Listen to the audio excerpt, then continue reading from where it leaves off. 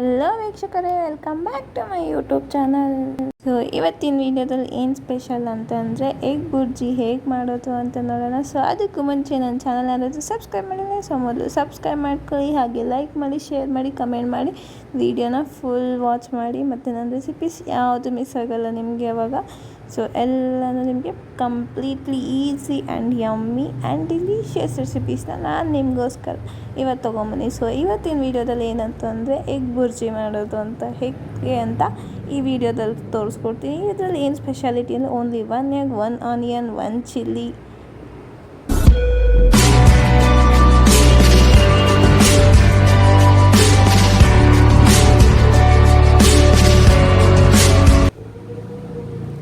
So first ಇವಾಗ ನಾವು gas on ಮಾಡಿ ಒಂದು ಪ್ಯಾನ್ ಇಟ್ಕೊಳ್ಳೋಣ. ಸೊ ಅದು ಹೀಟ್ ಆಗಬೇಕು.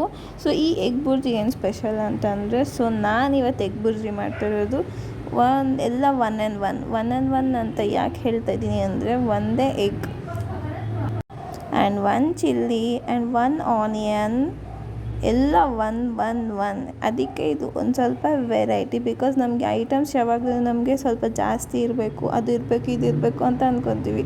ಬಟ್ ಎಲ್ಲ ನಾವು ಒಂದೊಂದೇ ಹಾಕ್ಕೊಂಡು ಮಾಡೋದ್ರಿಂದ ಟೇಸ್ಟ್ಗಳು ಡಿಫ್ರೆಂಟ್ ಇರುತ್ತೆ.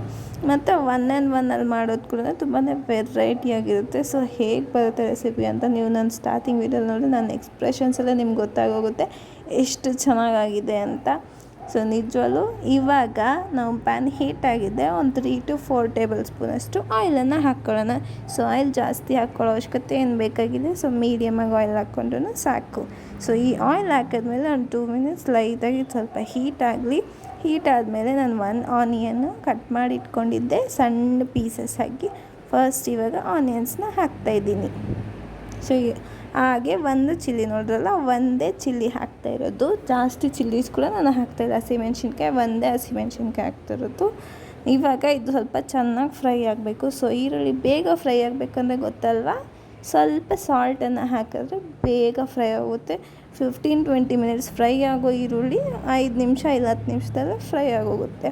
ಸೊ ಇದನ್ನು ನಿಧಾನಕ್ಕೆ ಈ ರೀತಿ ಫ್ರೈ ಮಾಡ್ಕೊಳ್ಳೋಣ. ಈ ಆಯಿಲನ್ನು ಅಷ್ಟೇ ನಾವು ಅಡುಗೆದಲ್ಲಿ ಜಾಸ್ತಿ ಯೂಸ್ ಮಾಡೋಕ್ಕೆ ಹೋಗಬಾರ್ದು. ಬೇಕಾಗಿರೋವಂಥ ಪದಾರ್ಥಗಳಿಗೆ ಮಾತ್ರ ನಾವು ಜಾಸ್ತಿ ಆಯಿಲ್ ಹಾಕ್ಕೊಬೇಕು. ಸುಮ್ಮನೆ ಎಲ್ಲ ಪ್ರತಿಯೊಂದಕ್ಕೂ ಜಾಸ್ತಿ ಆಯಿಲ್ ಬಳಕೆ ಮಾಡೋದು ನಮ್ಮ ಹೆಲ್ತಿಗೆ ಒಳ್ಳೆಯದಲ್ಲ. ಅದಕ್ಕೋಸ್ಕರ ಲಿಮಿಟೆಡಾಗಿ ಆಯಿಲನ್ನು ನಾವು ಯೂಸ್ ಮಾಡಬೇಕು. ಈ ಎಗ್ ಬುರ್ಜಿ ಅಂದರೆ ನಮಗೆ ಯಾವ್ಯಾವ ಐಟಮ್ಸಿಗೆ ಚೆನ್ನಾಗಿರುತ್ತೆ ಅಂದರೆ, ಲೈಕ್ ಚಪಾತಿ ಮತ್ತು ಏನಾದರೂ ವಡಾ ಪಾವ್ ಈ ರೀತಿ ಅಂತ ಯೂಸ್ ಮಾಡ್ಬೋದು. ಮತ್ತು ಪರೋಟ ಕೂಡ ಅಷ್ಟೇ ಚೆನ್ನಾಗಿರುತ್ತೆ ಎಗ್ ಬುರ್ಜಿ ತಿನ್ನೋಕ್ಕೆ. ಸೊ ನಾನು ಇದನ್ನು ಯಾವುದಕ್ಕೆ ತಿಂತೀನಿ ಅಂದರೆ, ಸೊ ಸೈಡ್ ಡಿಶ್ಶಾಗಿ ತುಂಬ ಇದನ್ನು ಮಾಡ್ಕೊತೀನಿ ಎಗ್ ಬುರ್ಜಿನ. ಸೊ ಏನಾದರೂ ಮುದ್ದೆ ಮಾಡ್ಕೊಂಡಾಗಲಿ ಅಥವಾ ಬೇಳೆ ಸಾಂಬಾರು, ಅನ್ನ ಈ ರೀತಿ ಮಾಡ್ಕೊಂಡಾಗ ಕೂಡ ಈ ಎಗ್ ಬುರ್ಜಿನ ಸೈಡ್ ಡಿಶ್ಶಾಗಿ ತೊಗೊತೀನಿ. ಮತ್ತು ಚಪಾತಿಗಂತೂ ಕಂಪಲ್ಸರಿ ಎಗ್ ಬುರ್ಜಿ ಇರಲೇಬೇಕು. ಸೊ ಚಪಾತಿಗಂತೂ ಸಖತ್ತಾಗಿರುತ್ತೆ ಎಗ್ ಬುರ್ಜಿ.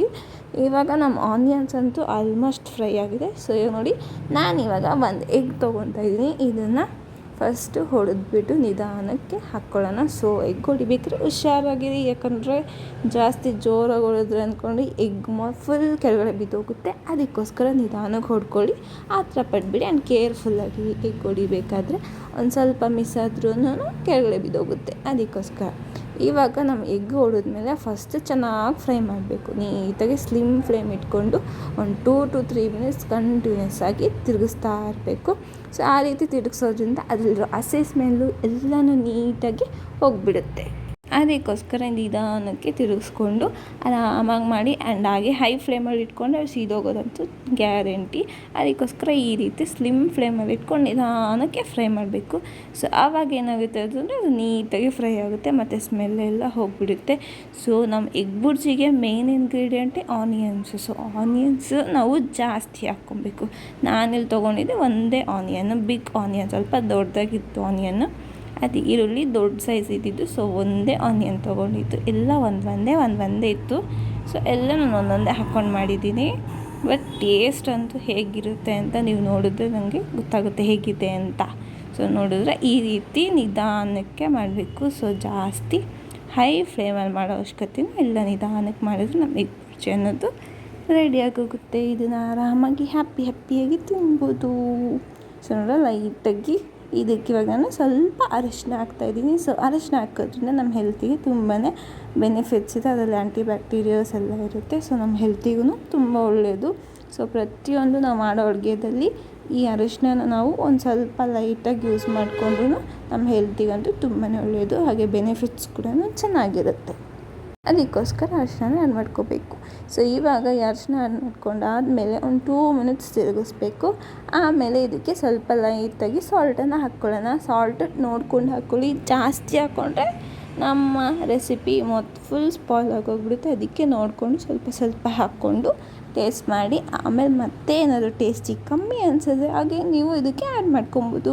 ಸೊ ಫೈನಲಿ ನೋಡಿ ಎಷ್ಟು ಚೆನ್ನಾಗಿ ಫ್ರೈ ಆಗಿದೆ, ಕಲರ್ಫುಲ್ಲಾಗಿದೆ ಆ್ಯಂಡ್ ಸ್ಮೆಲ್ಲಂತೂ ಸಖತ್ತಾಗಿ ಬರ್ತಿದೆ. ಆನಿಯನ್ಸ್ದು ಆ್ಯಂಡ್ ಹಾಗೆ ಎಗ್ಗಂತೂ ಸಖತ್ತಾಗಿ ಬರ್ತಿದೆ. ನಿಜವಾಗ್ಲೂ ನನಗಂತೂ ಯಾವಾಗ ತಿನ್ನೋಣ ಅಂತ ಅನ್ನಿಸ್ತಾಯಿತ್ತು. ಸೊ ಸೀರಿಯಸ್ಲಿ ತುಂಬ ಯಮ್ಮಿ ಅನಿಸ್ತಾಯಿದೆ.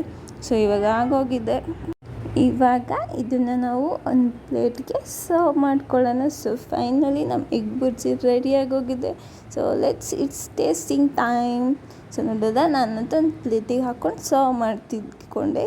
ಸೊ ಹೇಗಿದೆ ಅಂತ ಟೇಸ್ಟ್ ನಿಮಗೆ ಹೇಳ್ತೀನಿ. ಸೊ ಬಿಸಿ ಇದೆ ಆ್ಯಂಡ್ ನನಗಂತೂ ಸಖತ್ ಎಕ್ಸೈಟ್ಮೆಂಟಾಗಿ ಯಾವಾಗ ತಿನ್ನಬೇಕಂತ ಕಾಯ್ತಾ ಇದ್ದೆ.